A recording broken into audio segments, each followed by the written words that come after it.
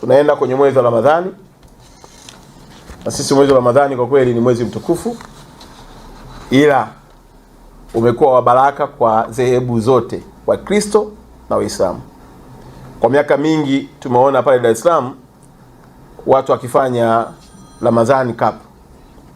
Nishaongea na wale viongozi, Mheshimiwa Waziri, na kesho tutakuwa na kikao nao kuhakikisha kwamba tunaunganisha na wizara.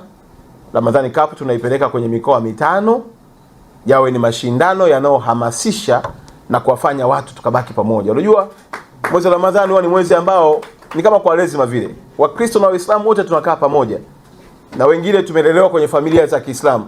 Kwa hiyo tunafunga pamoja, kwa sababu usipofunga pia unajisikia vibaya ya kwenda kula daku au kula futari ya mtu, unakuwa kama kobe. Sasa sisi tungependa tutumie pia fursa hiyo michezo yetu iweze kutunganisha. Lakini pia tunatamani sana ya kwamba maandalizi yetu ya AFCON yaanze sasa. Mheshimiwa Waziri amesema tunayo tume kamati, lakini pia kwenye wizara tutakaa na sisi tuanzishe angalau Samia pre-AFCON. Tuanzishe mashindano ya pre-AFCON yatakayoendeshwa kwenye sekondari zetu zote. Na maelekezo ya Mheshimiwa Rais tushirikiane na TAMISEMI. Kwa tutapanga tuwe na mashindano ya AFCON pre-AFCON ambayo yataanza kutoa dira na mwelekeo, ili mwakani tutapokuja kupokea wageni, taifa zima lipo na timu yao, na timu yao ikienda kufanya vizuri, huku tukipalilia ndoto za vijana. Lakini tumefuatilia pia kugundua ya kwamba kwenye sekta ya walimu wetu wanaosomea walimu wakipangwa kwenye shule, hasa shule za msingi na sekondari, wengi wao hawapati nafasi ya kujifunza mambo ya michezo, na wanafika hatua wanakosa sifa za kufundisha michezo.